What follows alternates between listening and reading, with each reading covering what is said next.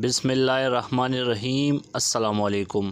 آج 8 مئی 2020 بروز جمعہ سعودی عرب کی تازہ ترین خبروں کے ساتھ میں ہوں وسیم جان۔ ناظرین، اگر آپ پہلی دفعہ ہمارے چینل پر آئے ہیں اور سعودی عرب کی خبروں سے باخبر رہنا چاہتے ہیں تو ہماری حوصلہ افزائی کے لیے چینل کو ضرور سبسکرائب کیجیے گا۔ ناظرین، سب سے پہلے خبر شامل کرتے کہ مسجد الحرم کے داخلی راستوں پر جدید سینیٹائزر اور اسکریننگ گیٹ نصب کر دیے گئے ہیں۔ ناظرین، کرونا وائرس کے پھیلاؤ کو روکنے کے لیے مسجد الحرم اور مسجد نبوی صلی اللہ علیہ وسلم دونوں مقدس مساجد کی مسلسل صفائی اور فرض نمازوں سے خارج اوقات میں انہیں جراثیم سے پاک صاف رکھنے کی ضرورت کے پیش نظر بند رکھنے کا فیصلہ کیا گیا تھا۔ مسجد الحرم کے داخلی راستوں پر جدید سینیٹائزر اور اسکریننگ گیٹ لگائے گئے ہیں جو ہر گزرنے والوں کی اسکریننگ بھی کریں گے اور کرونا وائرس کا شکار افراد کی بروقت نشاندہی کریں گے۔ مسجد الحرم کی انتظامیہ کی جانب سے کہا گیا ہے کہ رمضان کے آخری عشرے میں نمازیوں کے لیے حرمین شریفین کو کھولے جانے کی خبروں میں کوئی صداقت نہیں۔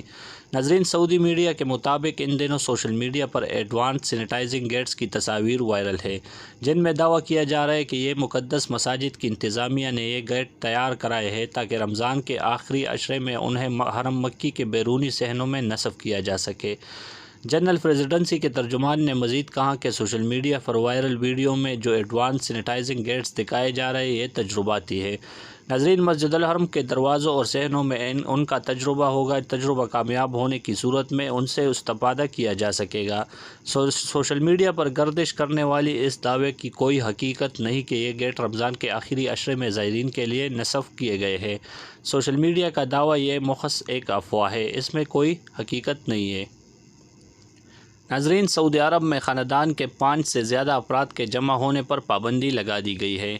کرونا وبا کے پھیلاؤ کو روکنے کے لیے سعودی حکومت نے ایک جگہ پر 5 سے زائد افراد کے اکٹھے ہونے پر پابندی لگا دی ہے۔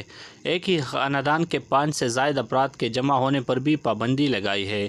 اس کے علاوہ شاپنگ مالز اور سٹورز میں بھی افراد کے جمع ہونے پر پابندی لگا دی گئی ہے۔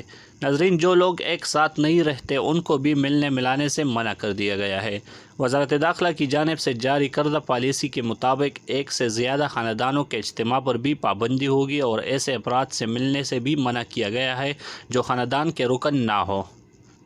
ناظرین، وزارت تجارت کے ترجمان عبدالرحمن الحسین کا کہنا ہے کہ رمضان المبارک میں تجارتی شکایات کا تناسب گزشتہ ماہ کے مقابلے میں 60% کم ہوا ہے۔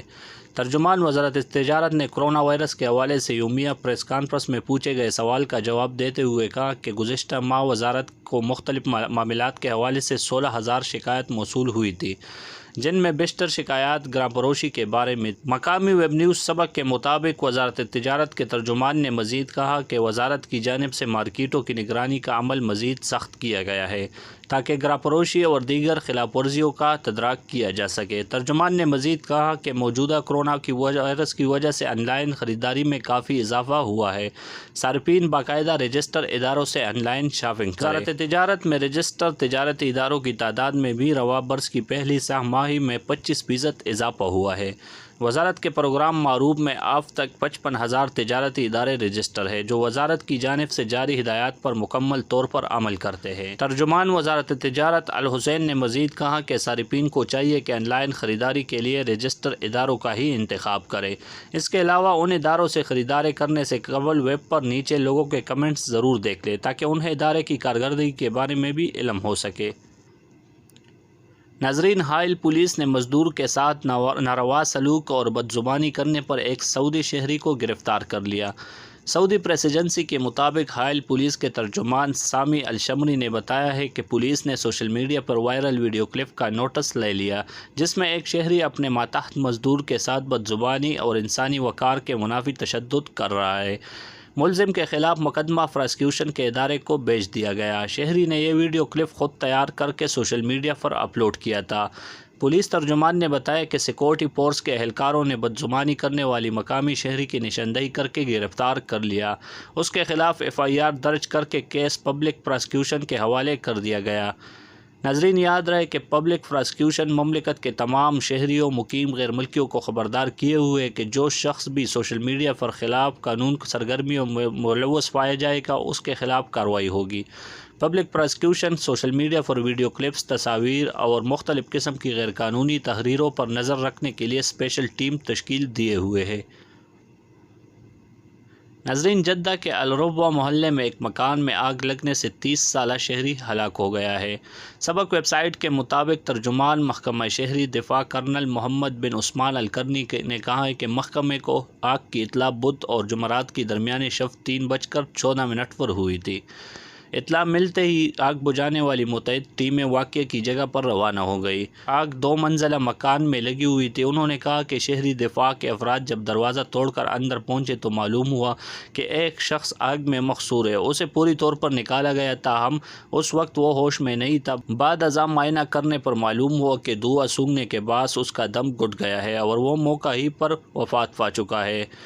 ناظرین، آگ پر قابو پانے کے بعد متوفی کو قریبی اسپتال کے سردخانے منتقل کر دیا گیا، جبکہ کیس کا اندراج پولیس میں کیا گیا ہے۔ آگ بدھ اور جمعرات کی درمیانی شب 3:14 پر لگی تھی۔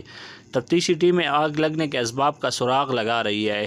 آگ سے کوئی دوسرا شخص متاثر نہیں ہوا۔ ترجمان نے تاکید کرتے ہوئے کہا کہ تمام رہائشی گھروں میں سلامتی کے آلات سمیت دھوئیں کا انکشاف کرنے والے آلات ضرور نصب کر لیں۔ ناظرین، مکہ مکرمہ میں کورونا کی وجہ سے بند محلوں کے رہائشیوں میں اب تک 97,000 غذائی پیکٹ تقسیم کیے گئے ہیں، جن کی مجموعی مالیت 20 ملین ریال ہے۔ ناظرین، سبق ویب سائٹ کے مطابق غذائی پیکٹ تقسیم کرنے میں 40 خیراتی تنظیموں نے حصہ لیا ہے۔ خیراتی تنظیموں کے نگرانوں نے کہا ہے کہ 24 گھنٹے کرفیو میں رہنے والے سعودی شہریوں سمیت غیر ملکیوں میں غذائی اشیاء کے علاوہ ادویہ اور طبی سہولیتیں بھی فراہم کی گئی ہے۔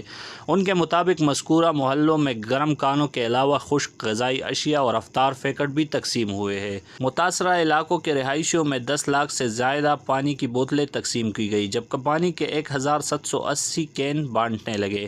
مذکورہ علاقوں میں کھجور کے 1,38,000 پیکٹ، پھلوں اور سبزیوں کے 17,127، تیلیہ اور 7 لاکھ سے زیادہ روٹیاں تقسیم ہوئی ہیں۔ تنظیموں کے نگرانوں نے کہا ہے کہ مریضوں کے علاج معالجے کے لیے 4 عارضی طبی مراکز قائم ہوئے، جن میں ڈاکٹروں نے معائنے کے علاوہ تمام طبی سہولیات فراہم کی ہے۔ ناظرین، یہ تھی آج کی تازہ ترین خبریں۔ مزید خبروں سے باخبر رہنے کے لیے ہمارے چینل کو ضرور سبسکرائب کیجیے۔